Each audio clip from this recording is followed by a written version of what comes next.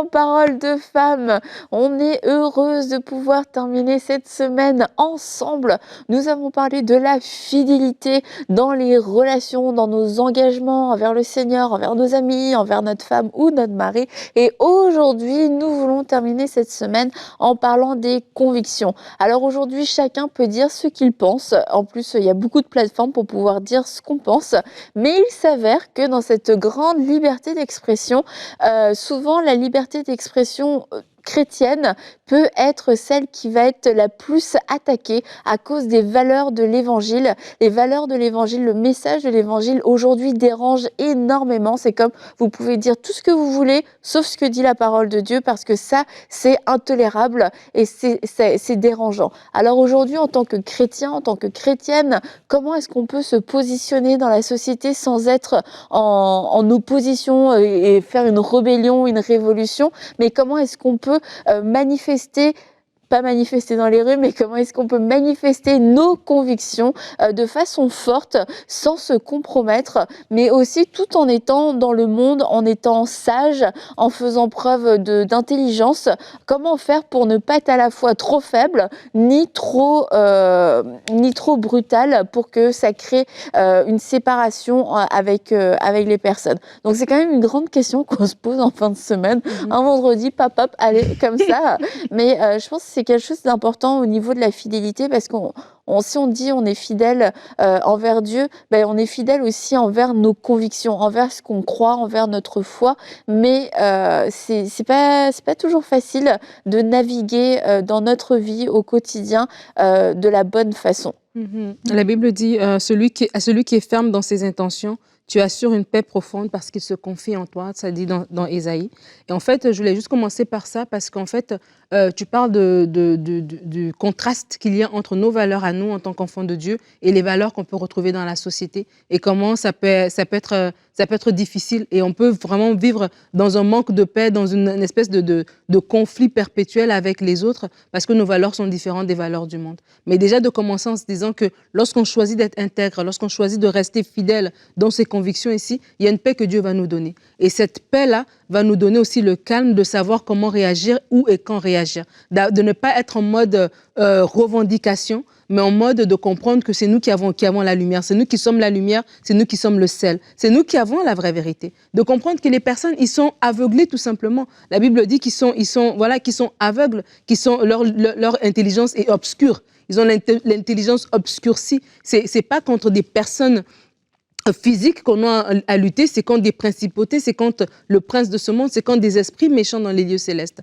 Donc lorsqu'on comprend que c'est pas une bataille physique, lorsqu'on comprend que voilà ce que nous apportons en tant qu'enfants de Dieu, c'est la vérité, et que ces personnes qui ont d'autres idéologies, c'est vraiment parce qu'ils tout simplement ils sont encore de l'intelligence obscurcie, on va pas aller en mode revendication. C'est là qu'on aura la paix de Dieu, de savoir, Seigneur, garde-moi de garder mes convictions. Et c'est là maintenant qu'on aura les bonnes dispositions, que ce soit pour prier pour les personnes, que ce soit pour manifester de l'amour. Tu peux témoigner de l'amour sans pour autant dire « deviens chrétien, convertis-toi aujourd'hui ». Mais juste par ta façon de te comporter, tu gagnes les gens par ta façon d'être, par l'amour, le respect que tu manifestes. Donc, commencer déjà, si on se sent le dos au mur, puis on veut répondre par des paroles et commencer à discuter avec les gens, c'est on doit aller dans le lieu secret pour être rempli de Dieu, pour que vraiment le Seigneur nous donne sa paix et nous donne maintenant la sagesse pour pouvoir gérer les gens autour de nous.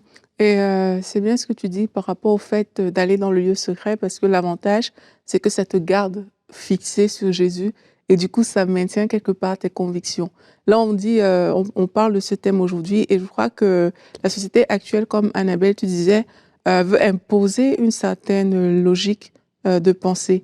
Et la Bible vous dit justement de ne pas nous conformer au siècle présent. Donc, l'une des façons de rester dans ses convictions, c'est déjà de ne pas basculer vers les convictions que le siècle présent veut absolument que tu rentres, veut t'imposer en fait. Donc, c'est déjà ça. Et pour ce faire, on doit déjà alimenter nos propres convictions qu'on a aujourd'hui. Sinon, avec le temps, elles vont juste s'effriter. Maintenant, comment alimenter les convictions qu'on a aujourd'hui? Mais c'est déjà de savoir c'est quoi ces convictions-là et de s'attacher à ces choses-là en les écoutant, les réécoutant jusqu'à ce qu'elles fassent partie de toi. Si le message de l'évangile, par exemple, fait partie de toi, à un moment qu'on te réveille à 3 heures du matin, qu'on te parle de ci, de ça, c'est comme, voilà, c'est ancré en toi. Et je pense que nos convictions doivent être ancrées en nous de telle sorte que même lorsqu'on entend des informations contradictoires, mais on puisse tenir ferme. Parce que trop souvent, ce qui se passe, c'est qu'on entend des choses qui viennent un peu heurter notre compréhension, ce qu'on sait, et puis là, ça va quand même nous déranger. Ça va quand même créer en toi comme, et si c'était vrai, et si c'était, et si c'était. C'est pas mauvais que ça crée ça, mais pour rester ferme dans tes convictions, mais il va falloir que la conviction soit quand même établie à l'intérieur de toi. Il va falloir que quand une personne vienne te donner une information contraire, mais que tu saches répondre avec fidélité. C'est plus le moment de réfléchir, est-ce que ma conviction est vraie? Est-ce que c'est pas vrai? C'est plus à ce moment-là. Sinon, tu seras vite enclin à dévier. Mais il faut déjà que ces convictions soient vraiment ancrées en nous. Comment écoutons la parole de Dieu, réécoutons jusqu'à ce qu'on sente que on est aligné avec cette parole, que ta vie est alignée avec cette parole. Reste dans l'adoration. Tu vas toujours voir Dieu grand. Dieu grand. Médite même sur le fait qu'en Dieu, il n'a ni changement ni ombre de variation. Dieu est le même. Donc, du coup, tes convictions aussi doivent rester solides, elles doivent rester les mêmes parce qu'elles sont ancrées en lui. Et c'est autant de choses, en fait, qui vont t'aider à être mieux enraciné et face à des sollicitations, face aux affronts par rapport à tes convictions, mais tu sauras mieux y répondre que si c'est pas ancré à l'intérieur de toi. Absolument. C'est pas une histoire nouvelle, parce qu'on lit les histoires de Daniel, livre que tu aimes beaucoup, Aurélie, en ce moment. Daniel a été face à ça. Est-ce qu'il allait respecter et vivre selon ses convictions, selon sa foi, ou alors est-ce qu'il allait suivre le courant parce qu'il y allait avoir des répercussions, il y allait avoir des conséquences. Il y a Mardochée aussi dans Esther qui ne se... Comment on dit là? Réfléchissait pas devant Ouais, voilà. Voilà. Et du coup, c'était un choix qu'il faisait à cause de ses convictions. Et je crois que quand même, pour suivre ses convictions et être fidèle à ses convictions, faut qu'on soit courageux. Il n'y a pas le choix. On ne pourra pas être fidèle à nos convictions en tant que chrétien si on n'est pas courageux et si on ne se dit pas, je suis prêt à subir des moqueries. Les moqueries, c'est le plus bas niveau, hein, je dirais. Mais il y a les moqueries, mais ça peut être aussi des vraies menaces. Ça peut être une persécution. Alors, dans la persécution, il y a différents niveaux, mais ça peut être de perdre son travail, ça peut être de ne pas être choisi pour une promotion, de vivre une injustice, ça peut être d'être rejeté par sa famille, d'être complètement exclu de sa famille ou de son cercle, de tout son cercle social, mais ça peut être aussi des persécutions qui entraînent de la prison, qui entraînent la mort, etc., des violences. Ça peut aller très loin et c'est de se dire, si vraiment je veux être fidèle à mes convictions, il faut que je sois prêt aussi à souffrir. Effectivement. Dans ma note, c'est être prêt à y laisser sa peau. Ah ouais, carrément. Je pensais à l'apôtre Paul quand j'ai écrit ça. J'aurais pas vraiment dit ça comme ça. Mais... Oui, c'est tellement important, mais il faut aussi s'attacher aux personnes qui partagent les mêmes convictions. Ça va t'aider à rester ferme, parce que souvent, les choses que j'ai remarquées, par exemple, quand j'étais à l'école et que je venais de donner ma vie à Christ, j'aimais le Seigneur et je voulais marcher avec lui. Et ce qui m'a gardé, en tout cas, c'est le fait d'avoir des personnes qui avaient les mêmes convictions. Ça renforce tes convictions. Parce que si tu es dans un environnement où tu es la seule personne à penser comme ça, et tout le monde à côté de toi pense le contraire, c'est sûr que ces personnes vont t'influencer. Mais quand tu t'attaches à des personnes qui partagent tes convictions, mais là, c'est bien. Moi, je rencontre souvent des gens qui disent que « Ah, mais vous, les chrétiens, vraiment... » Pourtant, la personne est chrétienne. Hein. Les chrétiens, vraiment, ceci, cela. Tu te dis, mais à un moment, arrêtons un peu ce genre de choses. Les chrétiens, mais c'est à eux que tu dois chercher à t'attacher, justement, parce que vous partagez la même foi, vous partagez les mêmes convictions, et ensemble, on est forts. Ensemble, on peut se tenir comme un bloc pour dire voici ce que nous, on pense par rapport à la situation. Et si tu es tout seul, c'est sûr que peut-être les autres vont t'étouffer, tu n'auras pas toujours l'occasion de t'exprimer, tu peux être intimidé, mais quand vous êtes nombreux, là, il y a un équilibre dans la balance, si on peut dire ça comme ça. Donc, attachons-nous aux personnes qui partagent nos convictions, ça va les rendre plus fortes. Et puis même, en entendant peut-être comment Nadine va défendre une conviction, disons, chrétienne, toi, ça va te donner peut-être les mots là où tu n'arrivais pas à parler, là où demain, tu vas revenir quelque part, tu vas dire, ah, mais mon ami avait dit ça. Et tu vas peut-être même juste répéter cette chose-là, mais c'est parce parce que tu es attaché à cette personne, parce qu'elle fait partie de ton cercle. Mais quand tu es tout seul, ben, tu peux facilement te laisser bouffer. Donc, attachons-nous aux personnes qui partagent nos convictions. La parole va parler de la maison qui est bâtie sur le roc, en disant que tout part de ton fondement. Et la maison qui est bâtie sur le roc, lorsque la pluie, les vents, les intempéries vont venir, elle va tenir ferme. Et cette maison, évidemment, c'est nous. C'est nous, en tant qu'enfants de Dieu, en tant qu'humains, on est bâtis sur quoi, en fait? Et il y a une progression. J'aimerais dire ça parce que des fois, oui, il y a des saisons où on a été peut-être moins ferme dans nos convictions. Ou est-ce que oui, bon, on croyait qu'il fallait, on sait très bien qu'il ne faut pas faire ceci, mais la pression du groupe a fait que on est allé avec le groupe, ou bien même on a entendu quelque chose qui était à l'encontre de nos valeurs, mais on n'a pas osé lever la voix pour donner un autre point de vue, exposer notre point de vue parce qu'on avait peur du rejet des autres, parce qu'on avait du regard des autres, pardon, on avait peur du rejet, on avait peut-être peur de perdre notre position au travail, etc. Mais j'aimerais vraiment dire qu'on grandit aussi dans cet aspect-là pour devenir de plus en plus ferme. La parole nous dit que lorsqu'Abraham est allé en Égypte avec sa femme Sarah, ben parce qu'il a eu peur que ces personnes-là puissent s'en prendre à lui, il a dit que c'était sa sœur. Et après, quand on lui dit, mais tu nous as dit, nanana, et puis il dit, mais écoute, parce que voilà, elle est tellement belle et tout ça, il s'est expliqué que voilà, c'est pour ça que j'ai menti.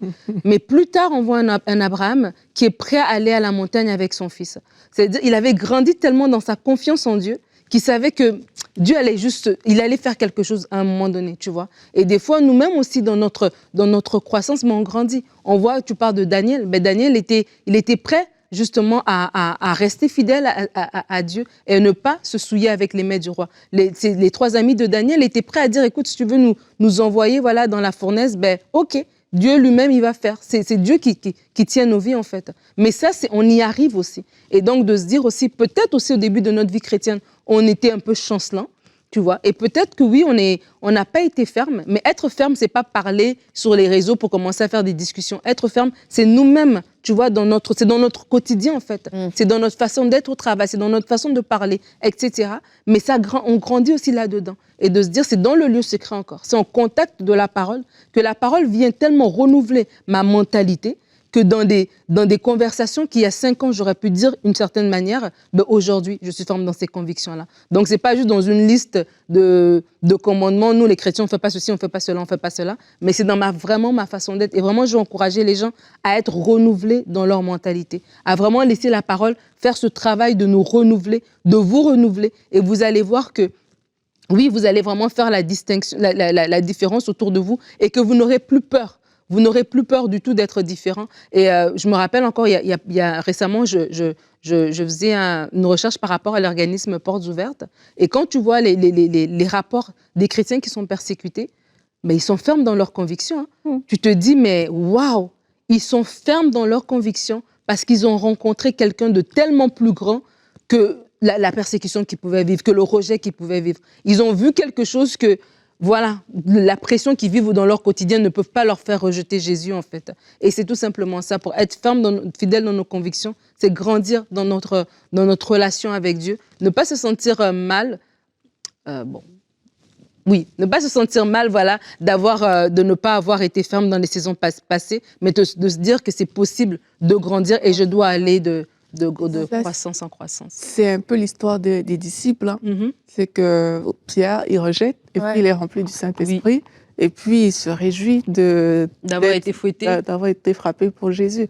Et ça montre juste notre progression, justement, en tant qu'enfant de Dieu. C'est que peut-être hier, il y a des choses qu'on n'était pas prêt à supporter, mais aujourd'hui, ben, c'est comme, tu te retrouves être digne, vous imaginez d'avoir été frappé pour le Seigneur.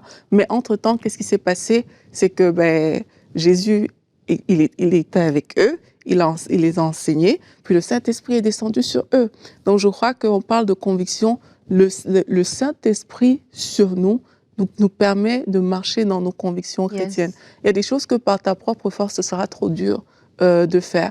Mais quand le Saint-Esprit vient sur toi et que tu commences à être conduit par le Saint-Esprit, tu vas voir qu'il y a des choses pour toi qui étaient des défis tellement difficiles, mais que là, tu es prêt à les affronter parce que tu sais qu'il y a cette force de Dieu qui t'anime et qui est à l'intérieur de toi. C'est aussi pour ça, par rapport à ce que tu disais, Nadine, que c'est important de se nourrir des témoignages des gens de notre entourage. On a des témoignages dans la Bible, hein, mais on a aussi des gens de notre entourage. Tu vas voir que, mais sincèrement, si tu médites sur le fait que Paul est sorti de prison, ou même les amis de Daniel, comme on a dit, de la fournaise, tu te dis, waouh! Donc, quand il y a des choses qui vont venir attaquer tes convictions, comme ça a été le cas pour eux, ben là, tu auras le courage de te lever en disant que ben, si tu as pu faire ça pour ces personnes-là, mais Dieu le fera aussi pour moi. Comme je disais tout à l'heure, méditer sur le fait qu'il n'y a pas de changement ni d'ombre de variation en Dieu. Ça veut dire que Dieu, ce qu'il a fait hier, ben, il peut le faire encore aujourd'hui. Donc, quand tu médites par rapport à ça, mais là, tu réalises en fait que c'est le même Dieu. C'est le même Dieu. Il est fidèle. Sa fidélité, elle est toujours là. Elle est toujours disponible pour moi. Alors, peu importe ce que j'en fasse, je vais marcher dans ce chemin et dans cette direction. Amen. Et il y a plusieurs même ministères dont j'ai lu l'histoire et ils se sont retrouvés à un moment donné où ils avaient besoin d'une provision, ils avaient besoin d'une somme financière et la somme arrive mais sous condition. Ah, je vais vous donner ça, mais moi j'aimerais que vous fassiez ça ou j'aimerais que vous l'utilisiez de cette façon pour votre ministère ou que vous prêchiez tel et tel message ou que vous alliez dans tel pays. Et en fait, dans la plupart des cas, ces personnes ont reçu du Seigneur, non, cet argent, c'est pas la provision que j'ai pour toi. Pourquoi? Parce que cette provision, elle vient avec une condition. Et d'être fidèle aussi à nos convictions, ça va être de savoir dire non à des choses qui ont l'air bien, qui répondent à un besoin, mais qui vont nous mettre sous un joug, qui vont nous dévier tranquillement de ce que Dieu avait pour nous. C'est pas exactement ce que Dieu avait pour nous, mais ça, quand même, c'est comme une pièce de puzzle. Tu sais, je déteste ça en fait. Je pensais pas que je détestais autant, mais je l'ai su cette semaine. J'ai tenté quand même l'expérience et j'étais là. Non, mais je pense que ça rentre. Et Dan, elle me dit, non, mais si tu forces, c'est que c'est pas la bonne pièce. Mais ça m'arrangeait que ce soit la bonne pièce. Et quelquefois, c'est un petit peu la même chose dans nos vies. On essaye de faire rentrer deux pièces ensemble. C'est comme, ça rentre pas vraiment, mais ça rentre quand même un peu et ça nous arrange. Et on pourra pas être fidèle à nos convictions, c'est être sans compromis. On n'essaye pas de faire rentrer quelque chose. Soit ça rentre pas. Soit c'est de Dieu, soit c'est pas de Dieu. Même ce qui a l'air bon, même ce qui a l'air bien, mais si Dieu dit non et si les choses qui arrivent, les réponses qui arrivent, mais elles sont sous condition et qu'elles vous mettent sous un joug et que ça vous fait renoncer à vos convictions, c'est que non, ça ne venait pas de Dieu. Et tu parles justement de compromis. J'avais justement la pensée aussi quand on parle d'être fidèle par rapport aux incroyants. Et la Bible dit dans 2 Pierre 3, verset 17, « Quant à vous, mes chers amis, vous voilà prévenus. Prenez garde de ne pas vous laisser entraîner par l'égarement de ces hommes vivant sans respect pour Dieu et de perdre ainsi la position solide que vous occupez. » Et je voulais partager ça dans le sens où les incroyants nous regardent aussi. Et être fidèle dans nos convictions, c'est aussi un témoignage envers eux, en fait.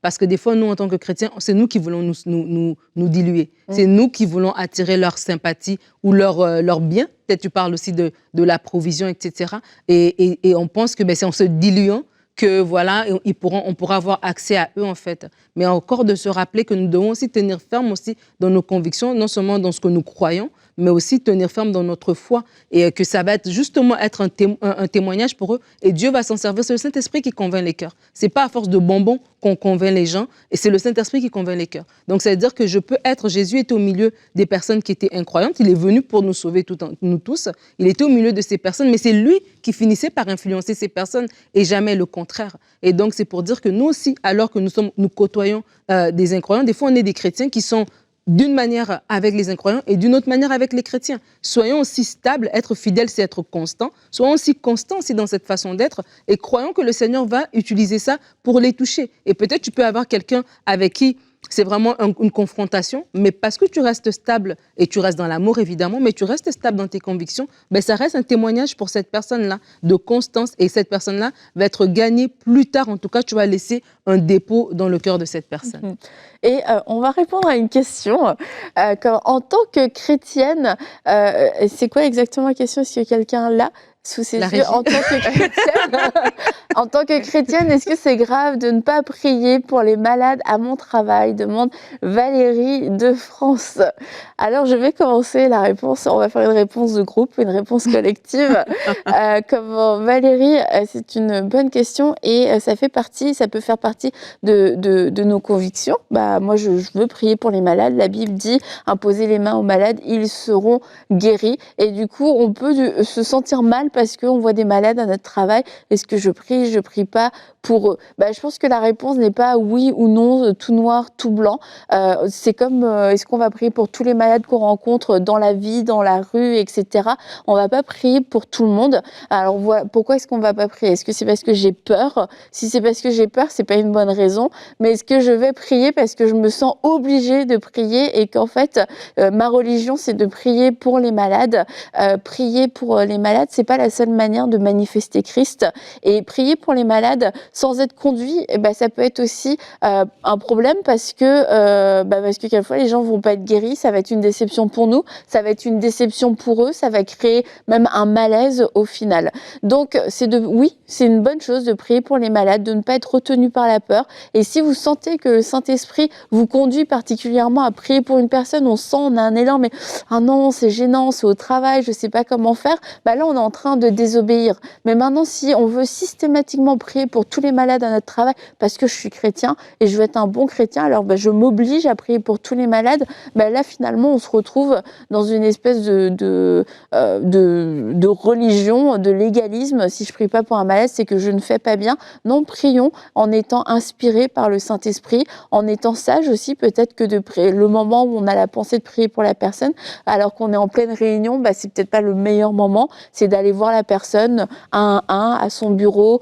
ou au repas du midi, puis commencer à lui dire, tu sais, je t'ai entendu tout à l'heure, tu as dit que t'allais te faire opérer, tu sais, moi je crois que Dieu guérit, en tout cas si tu veux, je peux prier pour toi. Et en fait, je pense que la forme va aussi et l'approche va pouvoir changer pas mal de choses plutôt que d'être des prieurs un peu sauvages. Oh, quelqu'un est malade, je vais t'imposer les mains tout de suite. Ça peut être envahissant et ça peut être aussi quasiment un harcèlement. Les gens, c'est comme, tu rentres dans ma bulle, je t'ai rien demandé et les gens vont se braquer. Et je crois que oui, la forme et l'approche peuvent vraiment changer et le motif aussi avec lequel on le fait est capital. On ne se retient pas de prier parce qu'on a peur alors que le Saint-Esprit nous dirige, mais on ne s'oblige pas à prier quoi qu'il arrive sans être dirigé non plus par le Saint-Esprit. Alors maintenant, je vous laisse ajouter. On rajoute à ta belle réponse à la mère. On ne veut pas être des prières sauvages. Mais moi, je me rappelle mon ancien lieu de travail. C'est sûr qu'ici, on est dans une entreprise chrétienne, un ministère chrétien, c'est trop bien parce que là, on peut...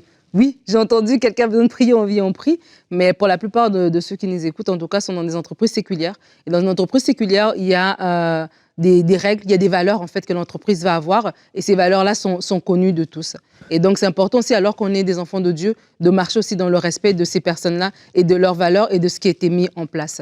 Après, on est aussi des témoins au milieu de notre structure de travail et on peut prier de différentes manières. Moi, je me rappelle que dans mon ancien emploi, j'avais une liste des personnes parce que je parle avec des gens et quelque part, voilà, je connais l'histoire de Nathalie, je connais l'histoire de Nicole, je connais l'histoire de Louise. J'avais écrit leur nom sur une feuille et je l'avais dans ma Bible. C'est pas tous les jours que je faisais ça, mais quand je retombais sur leur nom, Seigneur, souviens-toi de ces personnes-là, souviens-toi de leur vie, souviens-toi de leurs défis et Seigneur, rencontre-les. Après, à un moment donné, à force de parler avec la personne, il y a une fenêtre qui va s'ouvrir pour que tu puisses témoigner à cette personne-là. Et je me rappelle, j'avais une collègue de travail qui avait un enfant qui avait une maladie, la sclérose en plaques.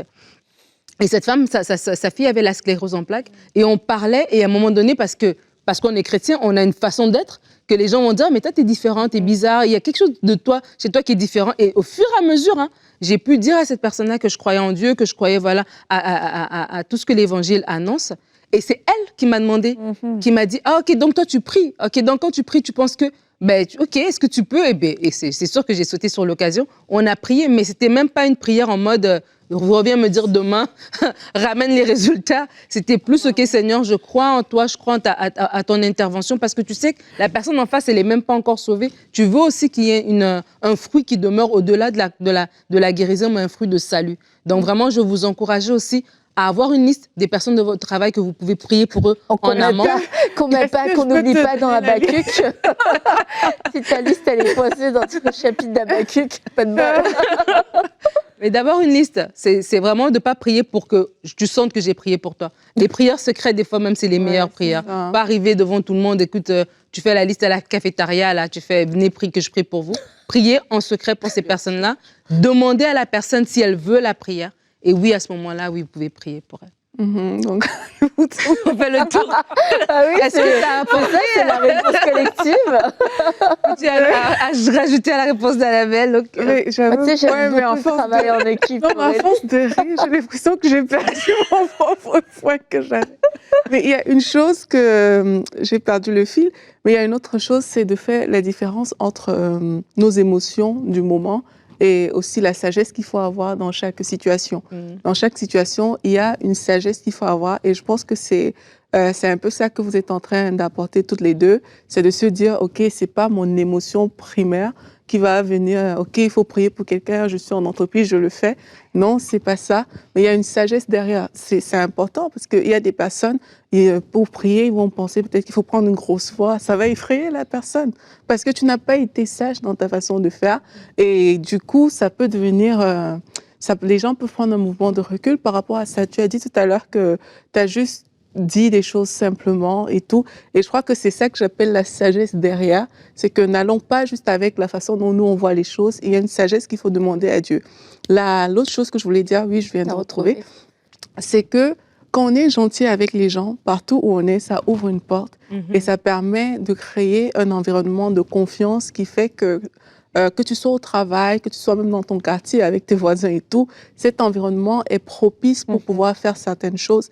Et quelquefois, tu n'es pas proche de quelqu'un, tu n'as jamais été gentil avec la personne, tu entends qu'elle est malade. C'est là où tu veux prier pour elle. Est-ce que je peux prier pour lui? Non, t'es pas gentil.